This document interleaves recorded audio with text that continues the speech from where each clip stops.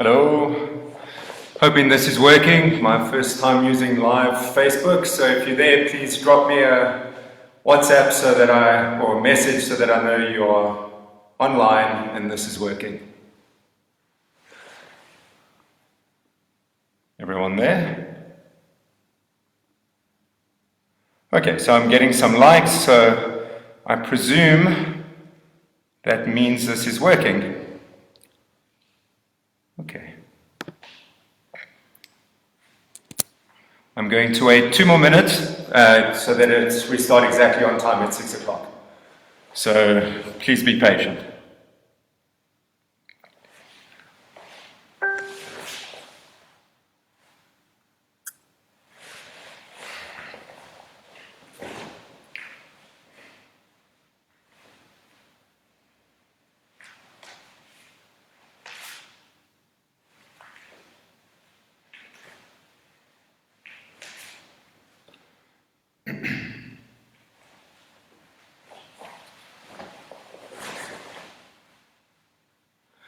Okay, so we begin. And Martin, I hope you like my German-like precision. We start exactly at 6 o'clock.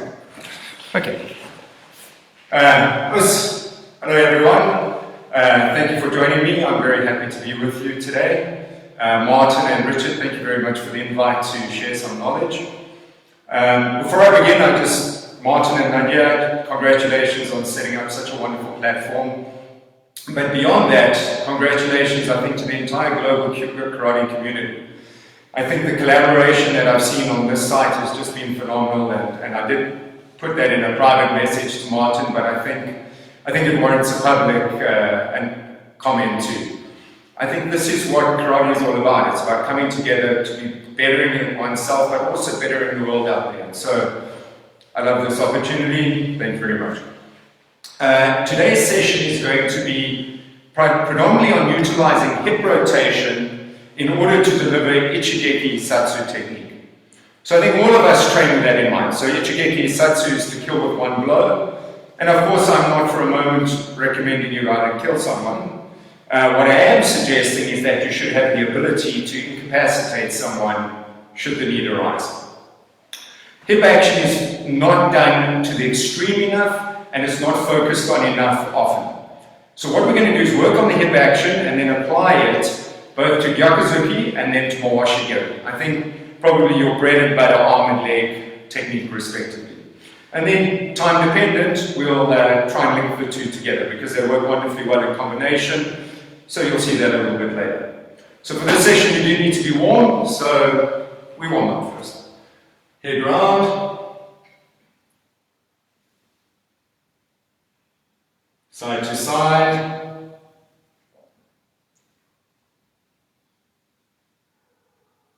ear to shoulder, and swing arms to the front. So for now, just for the short term in the warm-up, I'm going to take you a full screen and I'll change it back. Hoping you still all that, shake it out, arms out. Upper back,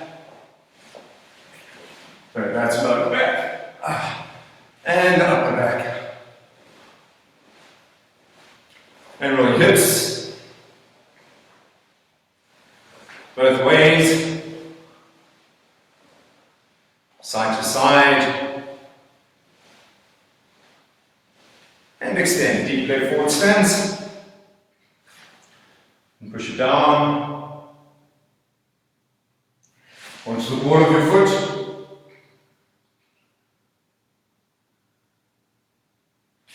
And sit back.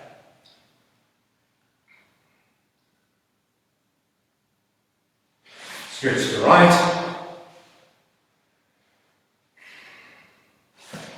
Onto the ball of your foot.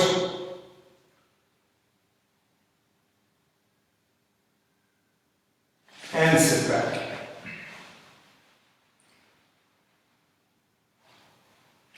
Fish.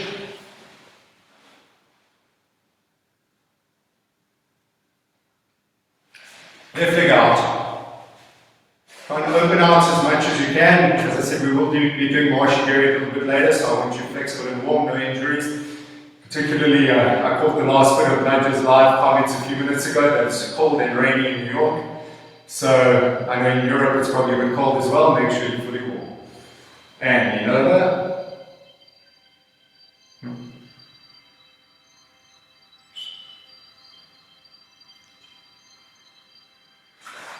Have a leg. And sit back and lean over.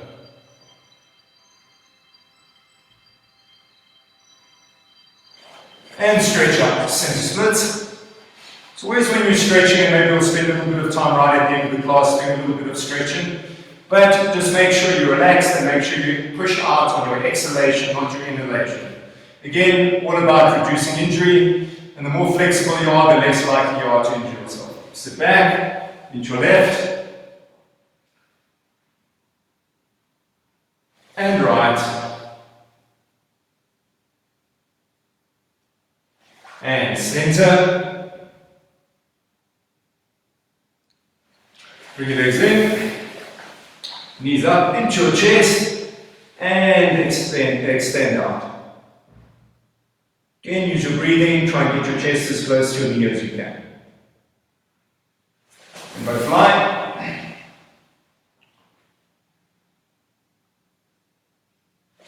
Left ankle.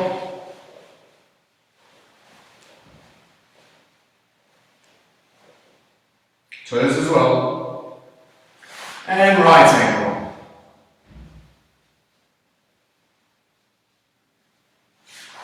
Pull up. And the other one. And up. Roll your knees. And shake out. Good. Hopefully you will. I'm feeling a bit better. So today I'm going to make you feel uncomfortable. You know, they say if you really want to challenge yourself, you have to go beyond your limit. But the problem is you can't extend so far beyond your limit that it becomes impossible. They found that extending yourself about 4% beyond what was your maximum is the best way to improve performance. And let's be honest, to have an Ichigeki Satsu technique, you need to reach the limits of your performance. So if you watch my here, predominantly most people do this for Hamni, which is about 45 degrees, and then fire in, maybe they quite get to Shoman, maybe not quite, and that's the full extent of their hip rotation. If you have a look, it's very small. So what I'm going to do today is teach you a much bigger compressed hip action, and what that does is create far more power. Remember, your hip is what's catalyzing the movement of your arm coming off. It's the speed at which this rotates, of course together with the kinetic chain of using your heel, using your back leg, driving hip, using your core. But today the focus will be on a big compressed hip action to drive out either the punch or later on the Marshigiri. And so if you have a look at my position, I'll show you from the side. I did put a 2-minute clip on this previously, so hopefully you saw it, so this is only a revision. But what's very important is that you maintain this butt being forward all the time. What tends to happen is people, the more they rotate, the more this butt sticks out, and also the more your front knee tends to move. So what I want, I'm just going to put you on full screen so I can see easier. Right. So what I want, you can actually put this knee onto something. Imagine you had a wall there and you were clamped in a vise. As you're rotating, can you see how stable that knee remains? And if you have a look, I haven't rotated my shoulders. It's not about shoulder rotation, it's about hip rotation. So before we start the Gyakuzuki, put your hands on your hips. Lock this, use your adductor muscles, hands on your hips, extend out, and remember, put your butt forward. Now, when you go forward, you can do one of two things. You can either release your front hip and put it back into line. Imagine a door. You can either shut the door or take the door off its hinges and pull the back part off to get the door in the same line. So this is equivalent to taking the door off its hinges and putting back. You wouldn't do that. What I want you to do is stabilize here. And it's in fact your back hip that is coming through. And can you see how extreme that movement? For today, When you do the gyakuzuki, I want your hips to be almost gyaku-hami, but maintain your arms being, your shoulders being shomen. So if you have a look, hip in even more, shoulders straight, can you see my hands on the same line? And that is your position. So when you're doing the gyakuzuki, you're thinking of 5 points. 1, 2, 3, 4, 5. All converging onto your opponent. Remember, you're coming from wider to narrower. And the biggest problem I see is when people hit, they get this divergent effect. Obviously, I'm exaggerating the move, but I'm a bit out of skew here. Okay. So even if you have a look at my leg and you see that is divergent, I want clamped in. So let's try. Put your hands on your hips, extend out, and in. And out, and in. Even more. So now relax. Breathe easy, and extend even further. And out. And in, use your legs, easy, even more, and back, and be soft, be malleable. So if you watch, what I want is fluidity, malleability in the hip. If you tense prematurely, you get stuck. Be big and big, big and big. Let's keep trying. Out and in. Out, cut forward, and in. And stand up. And if you're doing it properly, maybe you should be a little bit tired on your front leg. Good. So now we're going to add in the punch. The idea is, and also because of time, I may neglect doing one side. Please don't do that in your own training. I think one of the things karate is so important for is creating ambidexterity. You must have 4 weapons, not just 2. So we now get on to the punch. I did put up a little Kion excerpt on how to do punch, Agoki and Murai. So I don't want to spend too much time on that. I encourage you to find it. It is somewhere on the Karate at Home page. But because the focus is more on the hip. But there are one or two things I want to emphasize. The first is fist position. I so often see people punching like this, and that's how you break your hand. Idea is here, these 2 knuckles aiming down the center of your forearm. That's your contact point, that's where you're strongest. Your path out needs to be straight. Listen. Hopefully you can hear that. You're getting a straight along there. In fact, Sensei Stan Schmidt, who I'm sure most of you will know, he was the doyen of karate in South Africa, used to say you must wear away the seam of your gi over here. And that's what I always have in my mind. Try and wear away that seam. So the idea is you're there, opposite arm is pulled back. If you watch me in the video, you can actually see my elbow on the other side of my body. So if you have a look, can you see how I've pulled it back? Can you see where my hip is? And now the problem is you throw your arm and it flicks round. Instead of letting your hip drive your body. Have a look again. Can you see what I'm doing? Hip launches arm. And through there, I only rotate my wrist once my elbow is past my side. Get a twist at the end so that everything contracts. In fact, a little exercise we can try quickly. Go near a wall. Imagine the wall is here. What you're going to do is give yourself very little leeway. So 1 or 2 millimeters. Can you see what I'm doing? Imagine the wall is here. And I have to scrape past without connecting the wall. Please try it slowly. I don't want you to break your wall or your arm. So I'm a little bit far, but I'm going to use the micro on the back here. Have a look. It's very tight for me. I pull and release. Pull and release. I'm going to let you try that 5 or 10 times. Pull it back. Here's your wall. Ensure that you keep your elbow locked, and through the motion. Let's try more. Shi. And back. Go. And back. Rip. And back. Sich. And back. Hatch. And back. Q.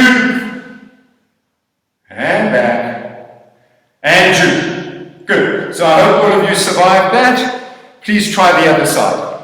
So you're going to stay the other way, get that opposite arm pulled, and watch and listen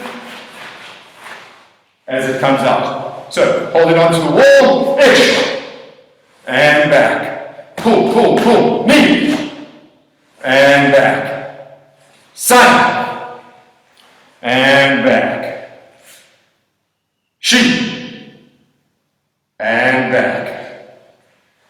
Go, and back. Rick, and back. Sich, and back. We do 3 more. Hatch, and back. Q, and back. And last one, Ju. And back. Yum. Okay, so please come to the center of your room again. So the one other thing we haven't spoken about yet is the hikite arm. So the retracted arm, if you watch, you must turn, so the wrist turns first. Here the wrist turns late. Here the wrist turns early, so that you lock your elbow in and you scrape. But there has to be a connectivity between the arm going out and the arm pulling back. So often you see people doing limb karate. So by that I mean, it's very fast, but there's no real kinetic. Maybe good for competition, but not for delivering an ichigeki satsu blow. And there's no, even if it's a combination, it floats, there's nothing connecting that with this or that. So you have to think of pull, strike, but almost imagine coming together and out. Try it again. Itch. And back. Have you forgotten your hip? Look where I am. Look where my opposite arm is. Knee. And back. Side. And back. Shi. And back. And go. Excellent. Good. We change legs. So down. Remember your arm pulls and back. And also, please excuse me, I had a knee operation a few months back, so I can't go as down on this leg as I would like. Still recuperating, but you go more down, get full extension. Itch. And back. Knee. And back. Pull, pull, pull. Bum underneath you. 7. And back. Think about this arm. Shi. And back. And again. Go. And jump. Okay, so take a light break here. Now we're going to start applying the hip. Pull your hips out. And side to side. Okay, and down. So now it's all about the hip action. The more you compress, the more you can explode outward. So if you think about it, imagine I had an elastic band, right? If you twirl it maybe once or twice and you release, it kind of slowly unravels. As opposed to twist, twist, twist, twist, twist, twist, twist, and release. You see it explodes open. So that is what you need to do with your hip. You need to create so much torsion on that hip that it just wants to release. So if you watch me, idea is watch my hip, I pull, it's so compressed, now, blast. Whereas if I'm halfway, there's nothing really catalyzing the movement. And it becomes a forced push. You know, often the criticism of Shotokan karate is that we push.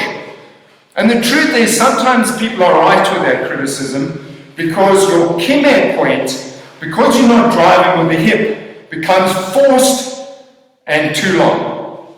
And this actually is a very important point. How long should your kinetic point be? Okay? So I wanted to make this a little bit more interactive, but in testing this earlier, as I said, it's the first time I've used it, I realized there's a latency of about 20 seconds, so that won't work. So it will unfortunately be a rhetorical question, but please think about it for a moment. How long should your kinetic point be? Okay, so if you said, let me take you back a step. If it's too short, nice snap, but no impact. If it's too long, becomes that pushy punch that I was alluding to a few minutes ago. So it needs to be about about half a second. So not too long, not too short. And if you watch, that's your kinetic point. Vibrate and release. And that core contraction with that hip is what creates that kinetic. Remember, today's session is about delivering an incapacitating technique. If you are even fractionally off on the length of time of your kinetic point, it won't work. Okay, so let's get into our position. Compress, right underneath you. Your back leg can't release because then there's no torsion. Back leg in, can you see what I'm doing? Forward, out of that, release. And that's the pace I want your arm to rock it off. The idea is hip launches. That idea. Hip fires off. Hopefully you get that. I know I'm talking quite a lot, but that's because I need to explain it conceptually before we can apply it. So, we try 10. Pull. More. And back. Even more. Push that butt forward. Opposite arm tight. Knee. And let me ask you this. Have you stopped there or did you complete your movement? So my favorite saying, and I know my wife, who's watched a few of my seminars around the world, always goes, is this the one where you say, if you think it's enough, it's not enough? So yes, I'm going to say that again. If you think you're done, you're not done. You can still go more. Most of you only get to 85 to 90%. Get to 110%. So you're going even more than Shoman. You're actually going a little Gyakuhami on that. Right, we continue. Drive off the heel, drive off your butt, and forward. And back. Oh, we can do Tato. And in. And back. Push your bum forward, pull that opposite arm again. I can see my arm on this, so it's reversed. On that side of my body. So pull, pull, and did you use your back leg? So there's a slight bend in the leg. That's on purpose. So it's intended. Shove. See what I'm doing? Shove, shove. Drive that hip with it. Okay, let's try 10 more. Pull your body out. And back. Then heel, bum, hip rotation. And back. Sun. And back. Sheep. And back. And last one. Go. And you see where my belt is? Because of the hip, it's actually whipped my belt right across. And stand up. And shake your hips out. Hopefully you're pulling to your extreme. You know, one of the wonderful things I think of Zoom is that, or giving Zoom classes, is that it's showing me the errors that I'm doing in my karate. You know, normally I'm obviously giving the class, yes, I train with my black belts, but I don't concentrate on me so much. This way I'm looking at my own errors. And despite me thinking I was really at the extreme of the movement, I realized when I was actually doing it, I was only getting there, as opposed to there. So, as I said, if you think you've gone enough, you haven't gone enough. Good. So, we now roll your knees. I want to try a little bit on the other side, then we will move on. So, yoink. Right leg going forward. Get on the right way. You more down than I am, please. Turn your hip. Push your bum forward. Drive off the hip. Drive off the heel. And back. Opposite arm tight. And if you had that wall there, would you have clipped it with your elbow? I hope not. Knee. Even more. So soften. And in. And put it back. Silence. And put it back. Shoot. And put it back. Drive off the heel. Go. And yummy. Good.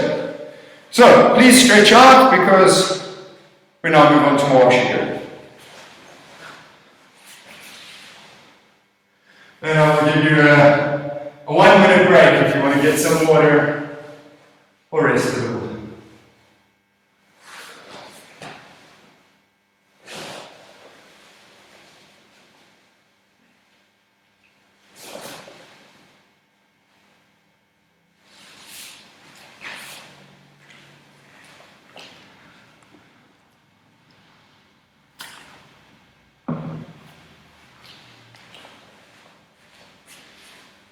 Okay, hopefully you are nice and warm. We now move on to Washigiri. The hip and the path are integrally related. And the biggest issue I find with Washigiri is the path is incorrect because your hip and your knee don't go to the right place. So as an example, let's say you're kicking off your back leg. Most people tend to, well not most, some people, fire their knee forward and you end up getting this curved Maigiri effect instead of a rounded effect. That's very easy to stop if you think about it.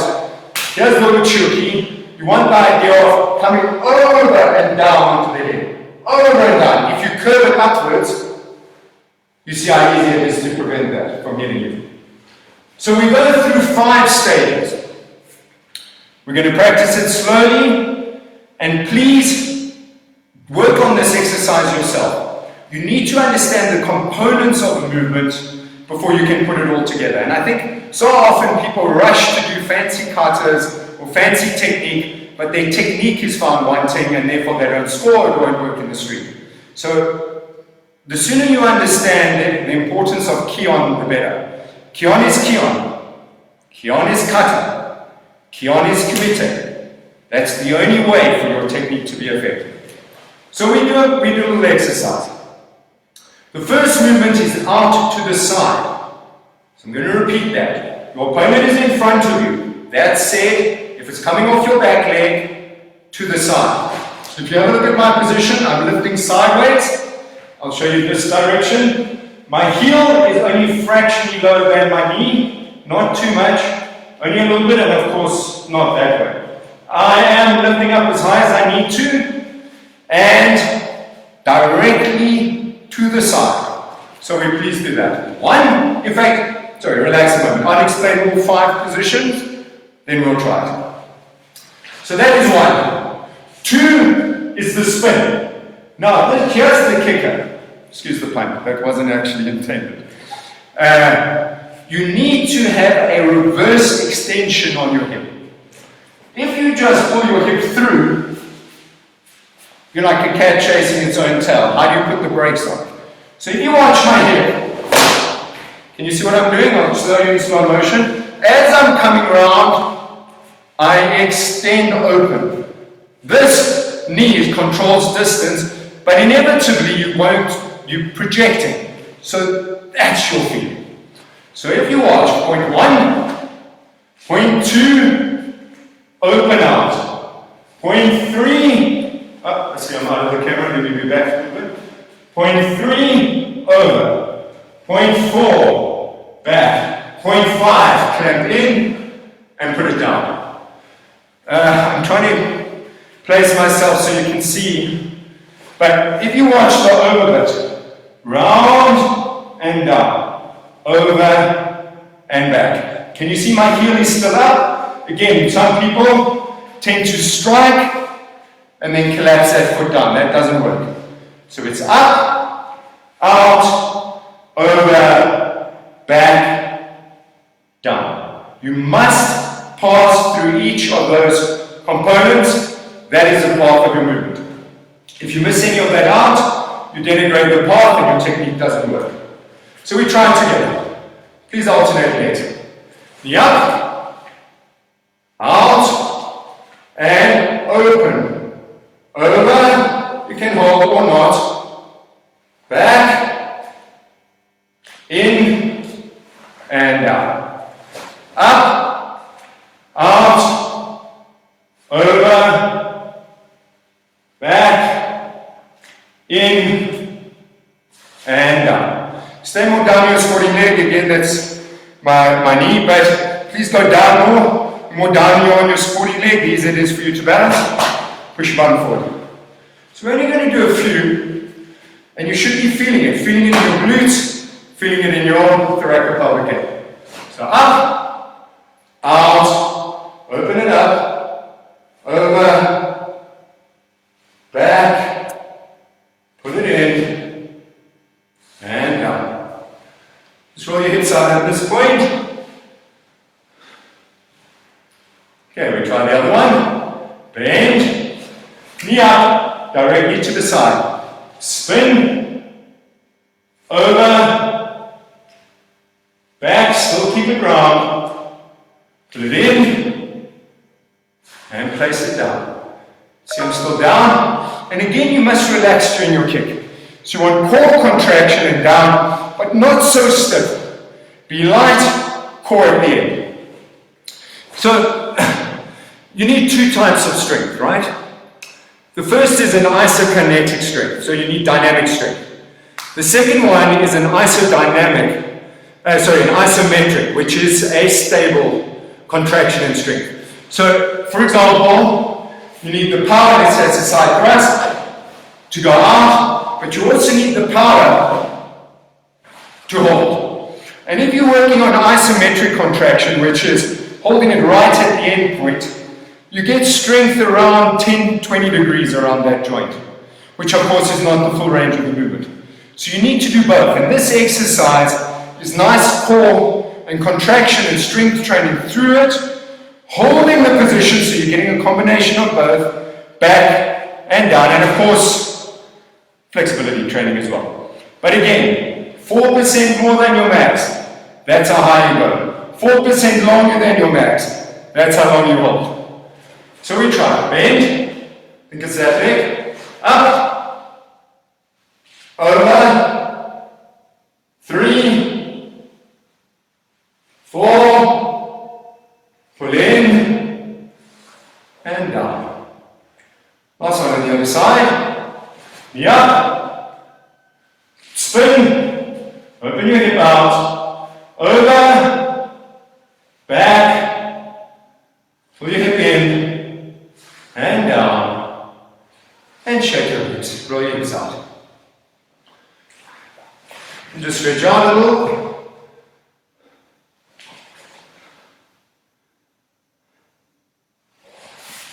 So in fact I'll give you 10 more seconds to recover.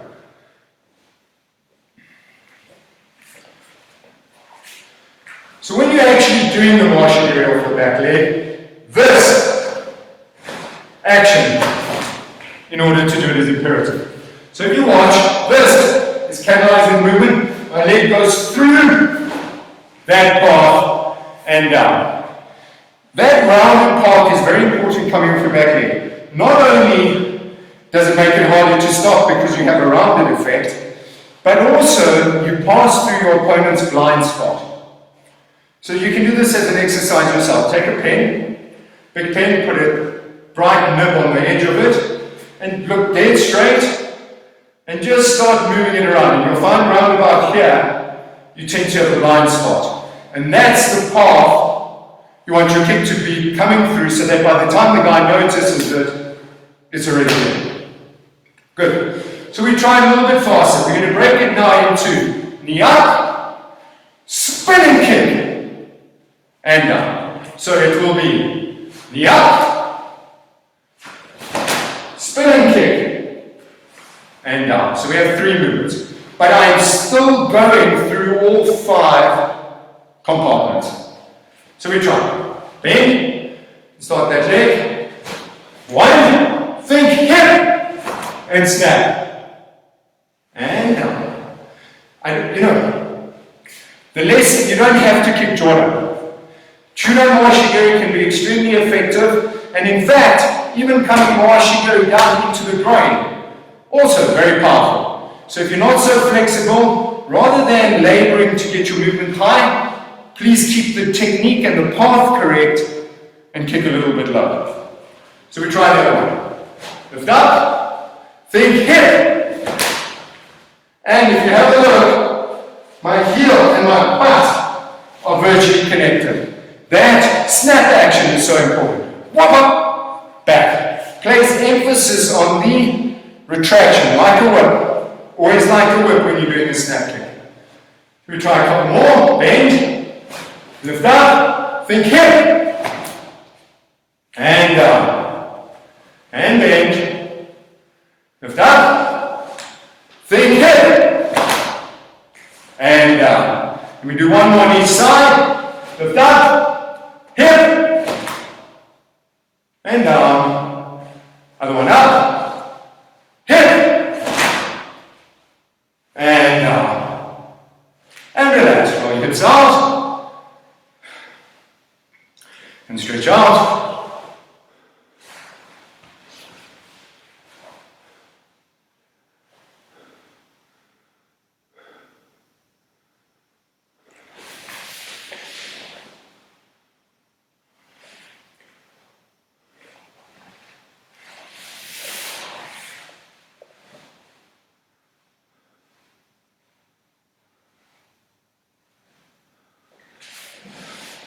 I'm hoping you're all still there. It's hard for me to tell. Good. Seen some recent ones, so I take it that means you're still there. Okay, so, please. We now do it in one action. I often tell my students, do it at the pace that you are almost comfortable at. So challenge yourself a little bit, but if you make something so impossible for you to do, you'll never achieve it. It needs to be short term, and that's when you get your incremental improvement. So we tried one go. Those of you who are more senior and more comfortable doing Mawashigiri, and I say senior, I mean maybe rank, not age, or maybe both. So up, spin that hip, over, back, keep your heel up, then place it down. Those of you who are more proficient with Mawashigiri, think speed. Anybody can do this fast. You don't need to be a karateka. It's how quickly you get your hip and your knee there that makes all the difference in the world. So we're going to try 5 on each side. We'll start whichever leg you prefer. Hip, down. And back. And relax. So each time you make yourself comfortable. Knee. And back. So move your hip more. Remember it's this. The faster you rotate that, the faster your leg comes through. And you need to accelerate through your movement.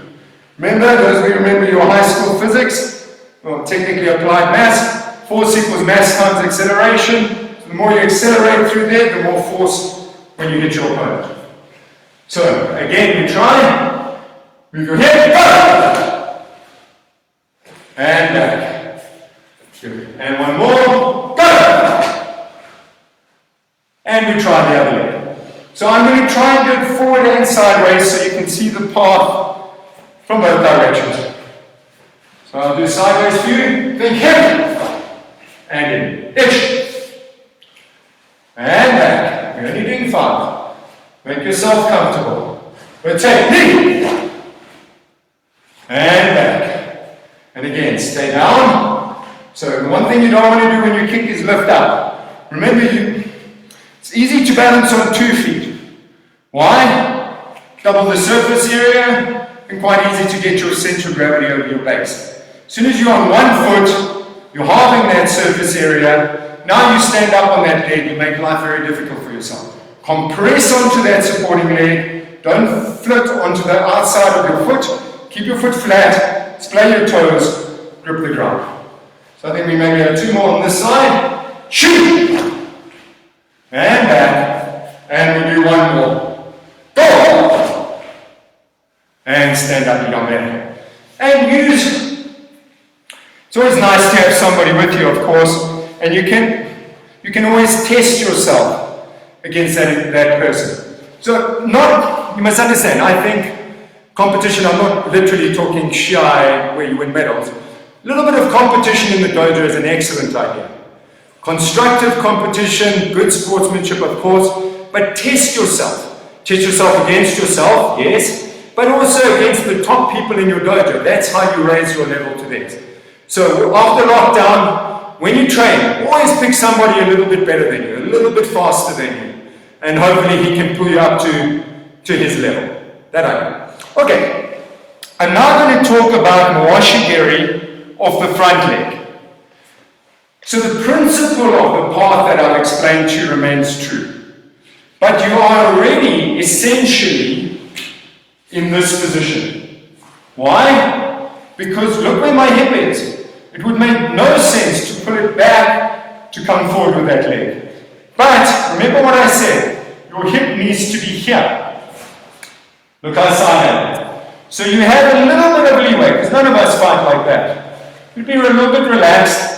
This is your hip action. So now we're back in essentially number 2. From there, you can snap that leg. Lift knee, can you see where I am? And then don't neglect at this point the over and back. That still needs to happen.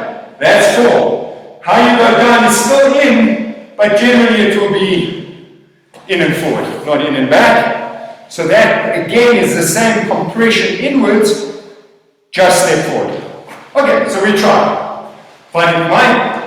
Unfortunately, in fact, let's do this first and I'll discuss the back leg. So from here, 1, which is actually 2. Lift up, snap, pull it in, and down. And also if you watch what I'm doing, I'm covering myself. Because if he does manage to block you, you kick in this position, you're very open for the counter attack. There, pull it in, drop it down. So we try again. 1, lift up, snap, and down. Hopefully you have that. Let's try 1 or 2 more. Then kick, lift, rotate that hip even a little bit more as you do the rounded move. Shoot, and into your stance. And last one. Spin, up, snap, and down. And always Zanshin after your kick. Let me rephrase that. Zanshin before your kick, Zanshin during your kick, Zanshin after your kick. Otherwise you'll find yourself flat on your back. Let's try the other leg. So bend, remember what I said, rotate the hip, lift your knee up. So now we're in point position number 2. Don't forget to come round. 3, and put it down, and then Ajur Zanshin. So we try again, into a stance, hip, up, snap, and down. And relax, always be comfortable. You know, of course we can do repetition, maybe 50 times of this, and you'll be dead at the end of it, but maybe you don't understand 100% what I want. And then what you could potentially be doing is ingraining the wrong technique. So I'd rather explain a little bit more, let you do fewer reps. You must do some reps to start creating that neuromuscular pathway, and then please, practice, practice, practice. The more you practice correctly, the more it becomes, your leg has a mind of its own. So if you're in the street, or maybe the younger people are still entering competition, you must have a level of subconscious competence where without thinking about it, you see the gap and you take the opening with that Ippon technique. That's the idea. So we're here, pull, up, snap, one more. Get yourself comfortable. Pull. Up. Snap. And down. Good. And roll your head. So stretch out. And then I'm going to explain a little bit about the back leg.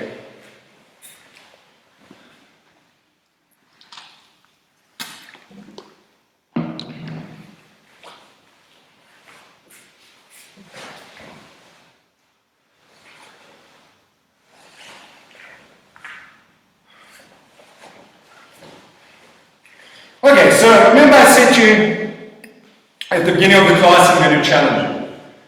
So the challenge here is we're going to kick the washi area off our front leg, but not do the Suryashi layer. So what happens is, why do you do that in the first place? You do it because look where my center of gravity is, you need your base over it, and then very easy to kick and balance.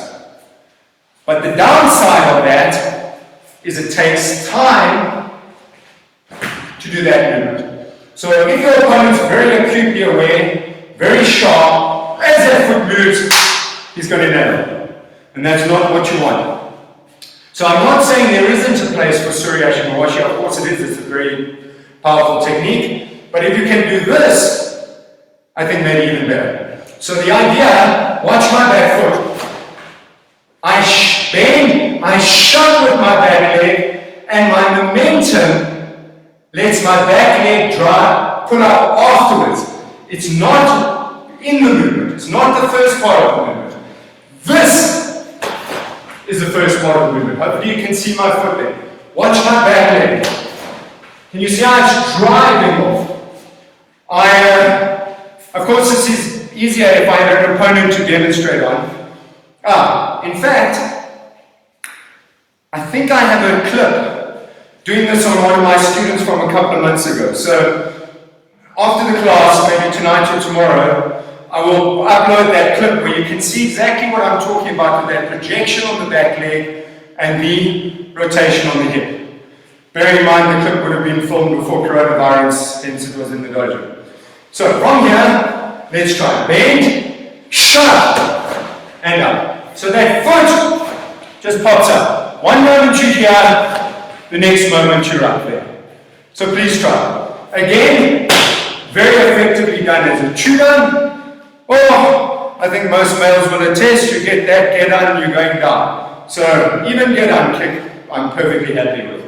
We try 3. Compress, remember, this, shove with your back leg.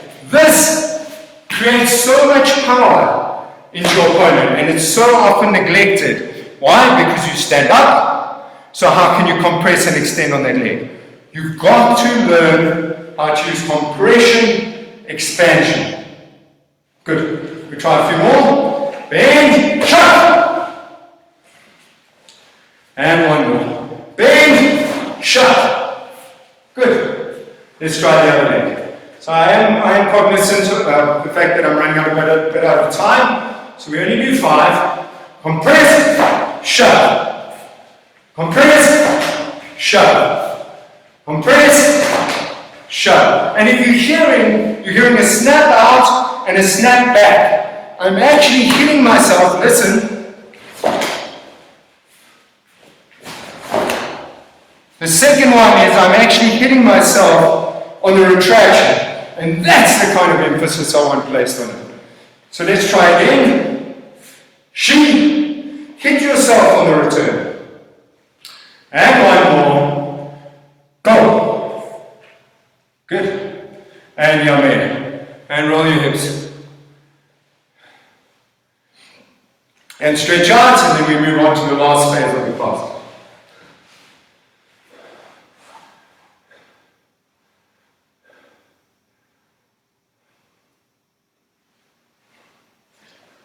In fact, maybe we'll leave that for another time and place.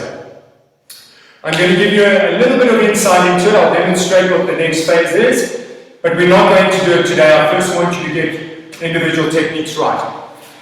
So, Gyakuzuki and Mawashi-giri lend themselves to a wonderful combination. Either the Gyaku first, then the Mawashi, or the washi first and then the gyaku, or off your back side, or off your leading side. So, I give you an example.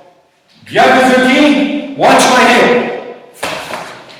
Because think how close you are. You've done the gyakuzuki. How on earth are you going to do a suriashi and hit the guy? You'll be way too close. So the idea is, I'm here, sit, project. I'm here, sit, project. And if you look at my range, see what I'm doing? In, out. What most people do is that, and they wonder why they get knocked over. You've got to project forward despite pushing off that back leg. So that's the one. The other side is to do the gyaku first. This, I think, is easier because your hip is flowing in already. So it's going in the same direction. This was one of my favorite techniques when I was competing, and I find it quite powerful, both because of the change in size and change in pace and change in distance. So the other one would be here and in. Watch my hip and in. In fact, I will also try and find a clip for you of this, because again, I think if you see it on somebody, and this would have been live interaction, much more effective than just watching me demonstrate it. I think if you can place it together with an opponent, the visualization of your technique becomes easier. So I'm not sure what that clip is, but I'll have a look for you and see if I can find it. So that's out here where we're going to get to. There, or through that way. But maybe another time. So, we revise what we've done. We've got a few minutes. I want you to just refresh and embed it into your brain. So the idea is hip action. You can do it through with me as I'm talking. We're going to do it slowly.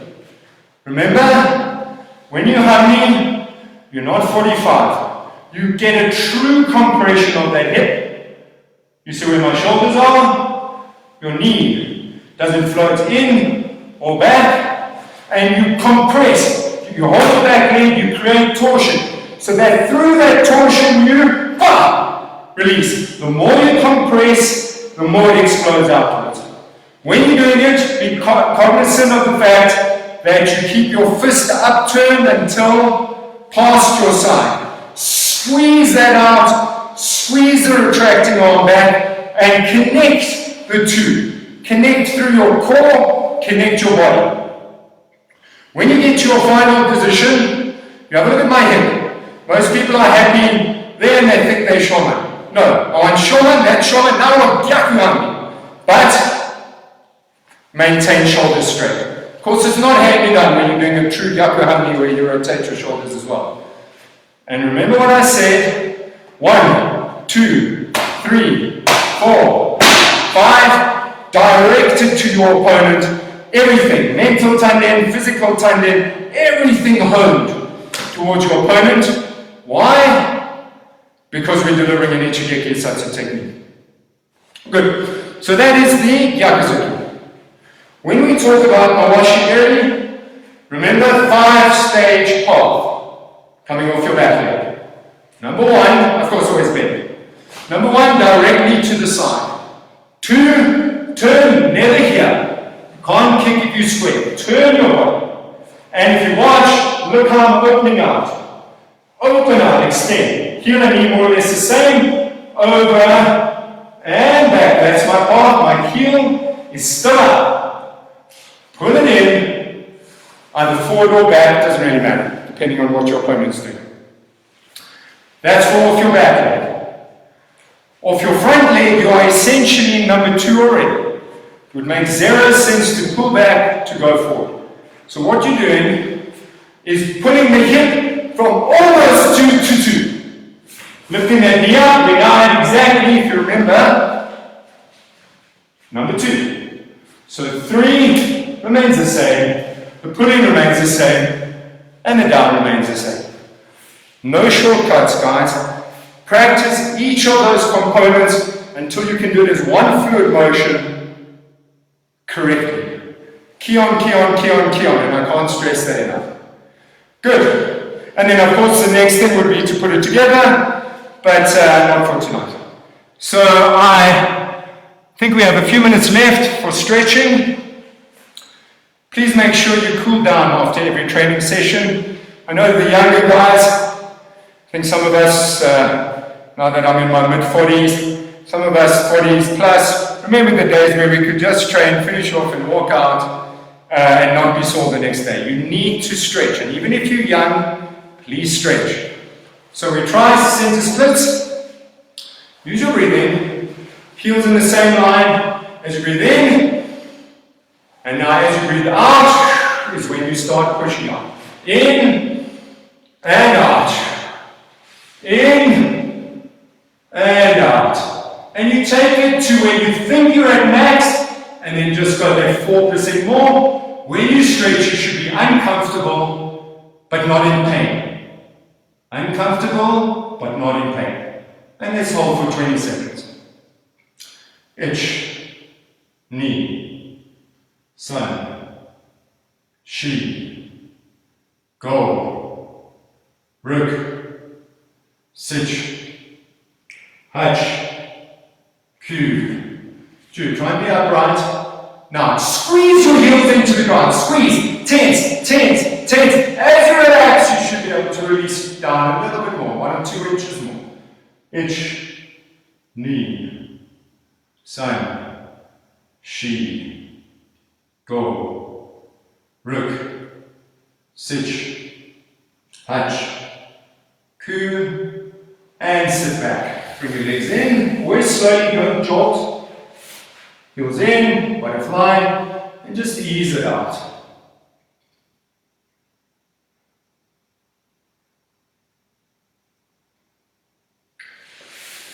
Knees into your chest, grab around the ball of your feet, and just slide it out.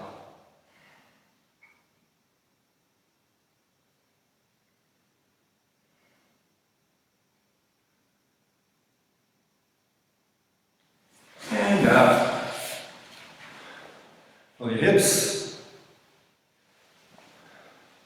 Other way.